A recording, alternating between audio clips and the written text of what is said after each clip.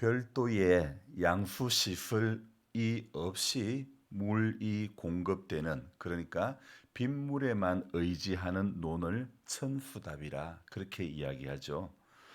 성도의 삶이 언제나 천수답, 바로 천수답이 되어야 한다는 생각을 해봅니다. 이 천수답론이 빗물에만 의존하듯 성도는 주님만 의지하는 그런 천수답이 아니라 바로 천수인이 되어야 한다는 생각입니다. 저는 요즘은 뉴스를 볼 일이 거의 없습니다. 제가 좋아하는 사람 살아가는 이야기인 인간극장도 볼 시간이 없습니다. 하루의 시작이 얼마 안 돼 곧 하루의 마감이 되고 말죠. 그래서 저 같은 경우 코로나 이후로는 뉴스를 볼 이유가 없어진 것 같아요.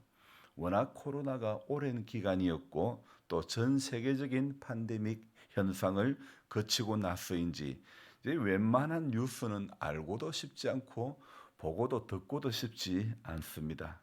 세상 돌아가는 이야기는 간혹 페이스북이나 핸드폰에 뜨는 그것 조금 보고 듣는 게 전부죠. 그래도 간간히 듣기는 소식은 요즘 소금 사기가 힘들다고 합니다. 그렇습니까? 왜 소금이 품귀가 일어난지 알고 보면 알만한 것인데 이 사건과 저 사건을 연결을 시키지 못하는 거예요, 제가. 후쿠시마 원전수 방류와 관련이 되어서 그것이 완전 방류되기 전에 소금을 사재기 하기 때문에 소금이 품귀 현상이다. 그렇게 이야기를 합니다. 성경에서는 분명히 환란이 있다고 7년 대환란이 있다고 그렇게 경고의 메시지를 전하고 있어도 성경의 경고는 무시하고 뉴스의 소식에는 발빠른 것이 어쩌면 우리의 현실이 아닐까요? 성경의 경고는 임박하지 않았고 후쿠시마 원전수 방류는 완전 방류는 임박했기 때문일까요? 천수답 인생은 성경의 경고에 따라 믿음 준비하는 믿음 생활, 경건 생활에 열심을 다하는 사람을 의미하겠죠. 뉴스의 발빠른 움직임은 세상 살아가는 데는 지혜로울지 모르겠지만 성경적으로 보면 지혜롭다고 말할 수는 없는 겁니다. 그래서 천수답 인생은 성경적 지혜를 추구하는 사람이 바로 천수답 인생이라 말씀드릴 수 있습니다. 오직 주님을 바라본다면, 그 주님만 바라본다면 원전수가 완전히 방류되어도 저는 이렇게 생각해 봅니다. 무슨 독을 마실지라도 해를 당치 않게 하시는 하나님의 은혜로 또 살아가게 될 줄로 믿습니다. 수박 농사는 많이 시작했는데 긴 장마가 다가온다고 합니다. 어찌 일들이 진행될지 저는 모릅니다. 또 연로하신 어르신들이 빗속에서 어찌 일을 하게 될지 그것도 모릅니다. 제가 할 수 있는 것은 하늘을 바라보는 것, 하나님을 의지하는 것밖에 없는 것입니다. 우리의 신앙은 염려와 계산으로는 신앙생활을 할 수가 없습니다. 천수답 인생에겐 오직 믿음과 순종밖에 없는 거죠. 제가 잘 모르긴 해도 요즘 세상 뉴스는 원전수가 많이 이슈가 되고 있고 또 교회 뉴스는 어제도 제가 잠시 언급했지만은 이중직이라는 목회자의 이중직이라는 말이 졸지에 이슈가 되고 말았습니다. 그래서 제가 자주 이렇게 들어가는 페이스북 사이트에는요. 전부 이중직에 대한 그 한마디 한마디 다 던지고 있는 거예요. 이 원전수는 곧 어업과 생선과 소금과 관련되는 것이고 목회자의 이중직이라는 말은 삶과 그 일상과 본질이라는 차원에서 저는 해석해야 된다는 생각을 해봅니다. 저도 돈을 벌어보면서 이게 맞나? 과연 이게 맞나? 한 사람이 두 주인을 겸하여 섬길 수가 없다는데 과연 이게 맞나라는 질문을 저 자신에게 수십 번, 수백 번도 더 해봤습니다. 돈이 잘 벌리니 마음으로는 여기가 좋사오니 수십 수백 번 이 땅에 초막셋을 짓고 싶었습니다. 그러나 목회자로서의 본질, 목회자로서의 정체성은 결코 저를 그대로 놔두지를 않았습니다. 정확히는 성령께서 저 안에 그것을 원하지 않았던 거죠. 제 옛사람, 저의 그 사람은 안주하려고 해도 제 속사람은 성령의 음성을 들을 수밖에 없는 것입니다. 믿음으로 모세는 장성하여 바로의 공주의 아들이라 칭함받기를 거절하고 도리어 하나님의 백성과 함께 고난받기를 잠시 제약의 낙을 누리는 것보다 더 좋아하고 그리스도를 위하여 받는 수모를 애굽의 모든 보화보다 더 큰 재물로 여겼으니 이는 상주심 이를 바라봅니다. 상주심을 바라봅니다. 여러분 첨수답 인생은요 잠시 제약의 낙을 누리는 것보다 하나님의 백성과 함께 고난받기를 더 좋아해야 될 줄로 믿습니다. 제가 말씀을 전할 때 일상 이야기를 많이 하는데 사실 거기에는 다 이유가 있습니다. 저는 성경과 성도의 삶이 멀리 있어서는 안 된다고 생각합니다. 성경의 교훈이 성경 안에서 끝나는 교훈이 되면 안 된다는 생각입니다. 우리는 지금 설교를 들어도 성경 인물들이 받아야 할 교훈으로 듣게 되고 성경에 나오는 인물들이 죄인으로 해석되어야 되고 또 우리는 그들의 어떤 돌맞을 짓에 돌을 들고 칠 기색은 아닌지 아무리 생각해도 꿈은 세리인데 현실은 바리새인인 것 같습니다. 그래서 신앙이 현실에서 벗어난 어떤 초월적 신앙이 아니라 사람 살아가는 이야기 속에서 같이 부대끼며 같이 고민하며 같이 울어주고 같이 웃어주는 것이 저는 맞다고 생각합니다. 세상 살다 보니 세상 일에 얽매여서 목회자는 목회의 본질에서 벗어난 목회, 성도는 성도의 본질에서 벗어난 신앙이 되어버림도 많지만 그래도 언제나 우리는 현실에서 오늘도 몸부림치는 한 사람이 되어야 되는 것, 바로 그게 천수답 인생 아닐까요? 우리의 안됨이 있기에 예수 그리스도의 인카네이션, 성육신, 인간의 몸을 입고 오심이 있는 거 아닙니까? 그뿐 아닙니다. 우리의 약함 때문에 주님의 약속대로 보혜사 성령님을 우리 가운데 보내주신 거 아닙니까? 그래서 베드로 사도는 예수 그리스도는 우리의 보배다 이렇게 말씀하고 있습니다. 환난과 박해를 극복할 용기를 주기 위해 기록한 베드로전서.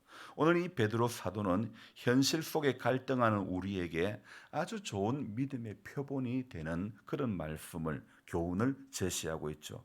저는 서두에 성도는 천수답 인생이다 이렇게 말씀드렸죠. 천수답이라는 저는 이 답이라는 한자에 주목을 해야 한다는 생각입니다. 한자어로 답은요. 밭전자 위에 물수자입니다. 그러니까 한자가 참 재미난 게 많은데 밭은 밭인데 밭 위에 물이 있다. 논이 그렇지 않습니까? 밭 위에 세상의 인류의 농사는요. 논농사가 먼저가 아니라 밭농사가 먼저였답니다. 밭 위에 물이 있는 거예요. 그러면서 우리나라 같은 경우에는 청동기 시대에 논농사가 본격적으로 시작하면서 먹을 것이 더 풍성해졌다는 그런 이야기를 들었는데요. 밭은 밭인데 그 위에 물이 있으니까 이렇게 밭을 전이라고 그러고 노는 답이라 그러는데 바로 답이라는 글자가 되는 거예요. 답에는요 반드시 물이 있어야 이게 논이 되는 거 아닙니까? 물이 없으면 그건 답이 아니라 물을 제해버리면 바로 밭이 되는 거죠. 천수답과 같은 성도의 인생은 오늘도 물수, 바로 생명의 물이신 예수 그리스도가 있어야 하는 거죠.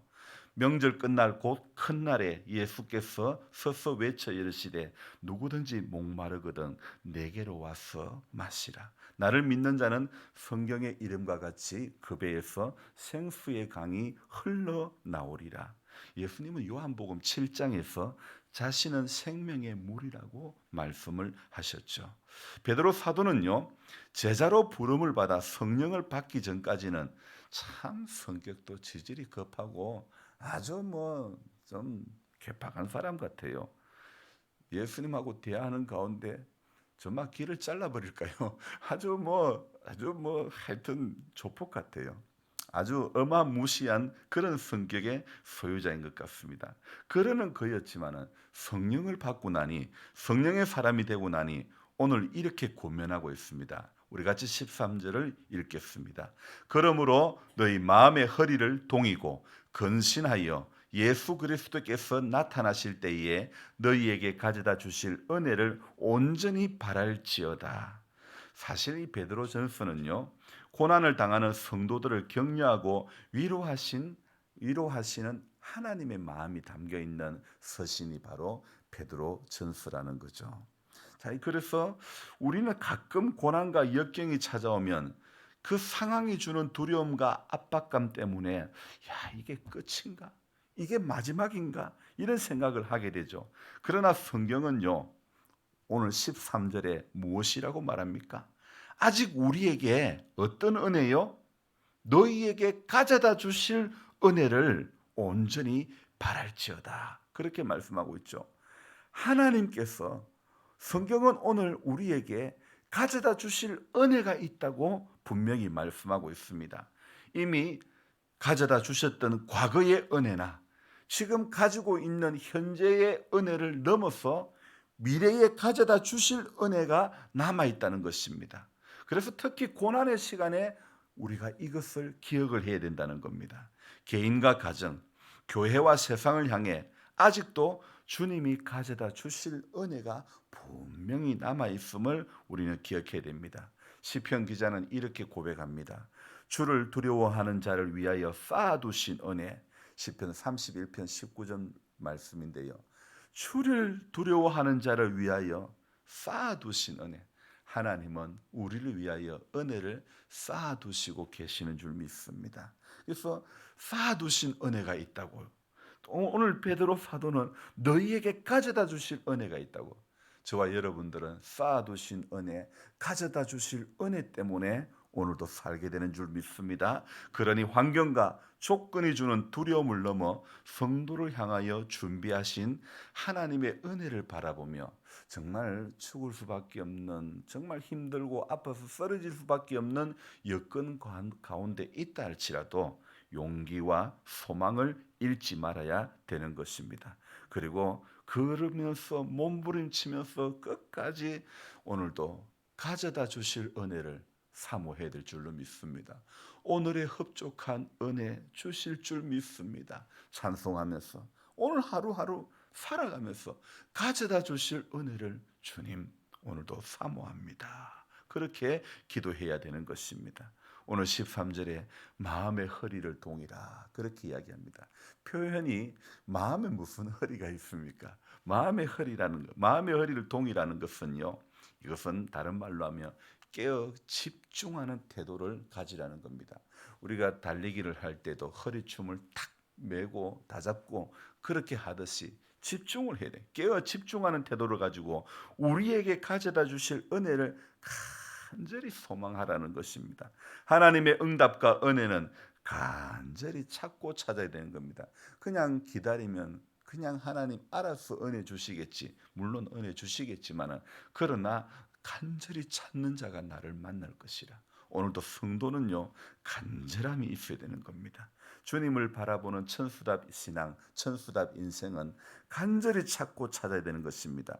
우연히 어쩌다 다가오는 것이 아니라 마치 관역을 가리키는 화살처럼 우리의 소망을 하나님께 온전히 고정하는 태도를 가져야 하는 것입니다. 예레미야 29장에 이런 말씀이 있죠.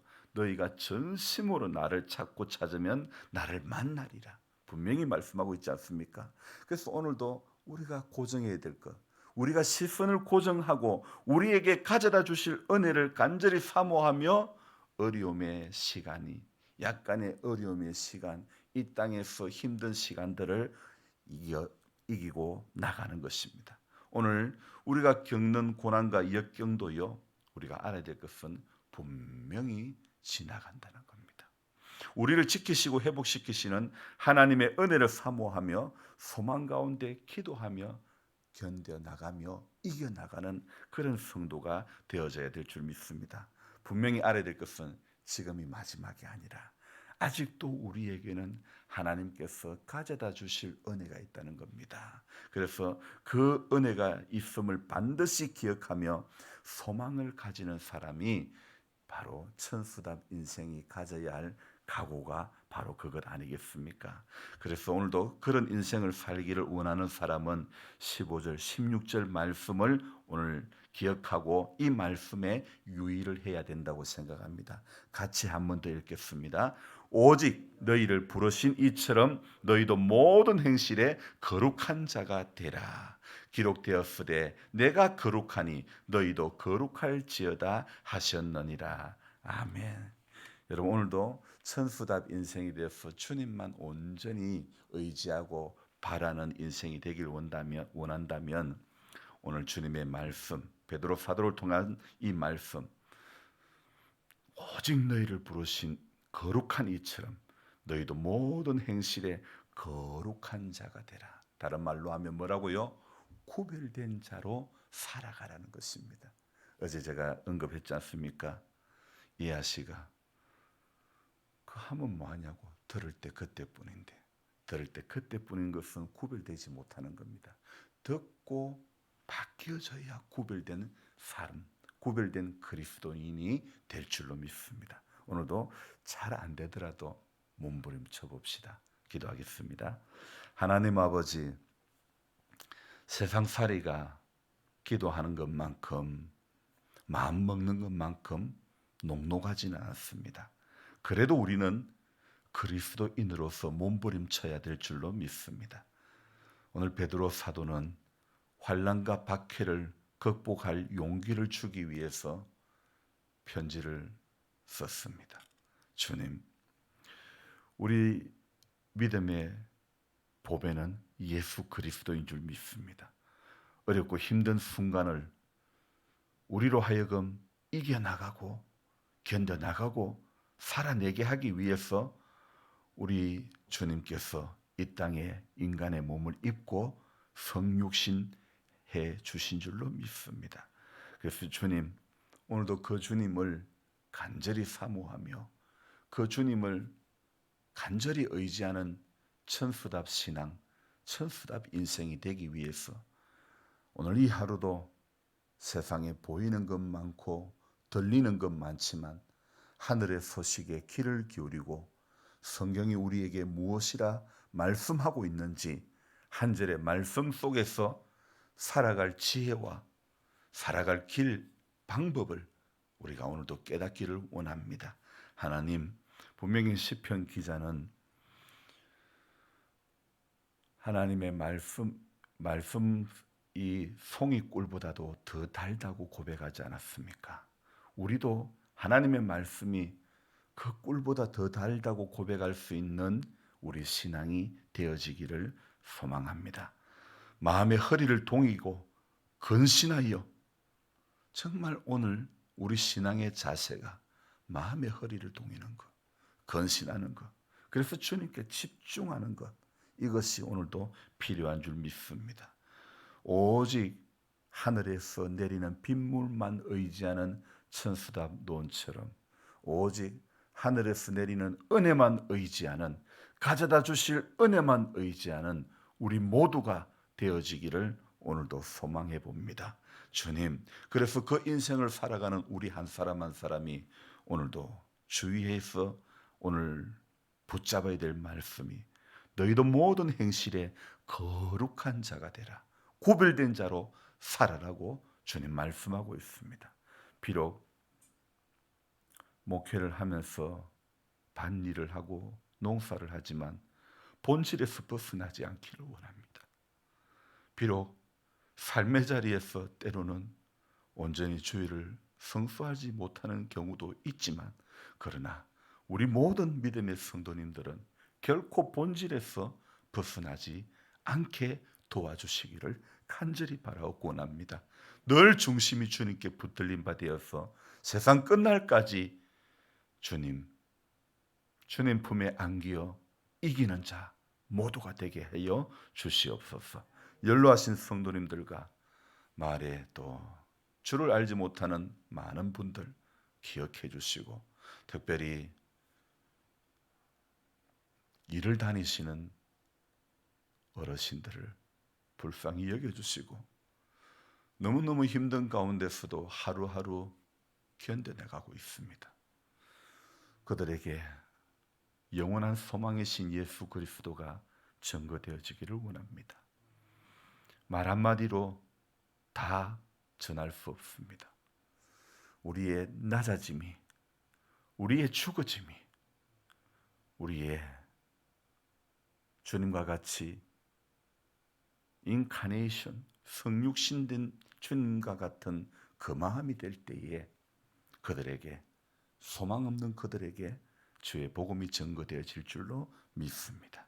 주님 그리 살 수 있도록 오늘도 몸부림치며 내가 죽어지게 해 주시옵소서. 감사를 드리며 예수님의 이름으로 기도드립니다. 아멘.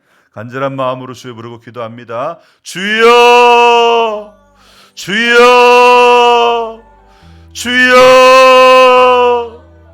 하나님 아버지, 새로운 한 날을 시작하며 말씀을 붙잡습니다.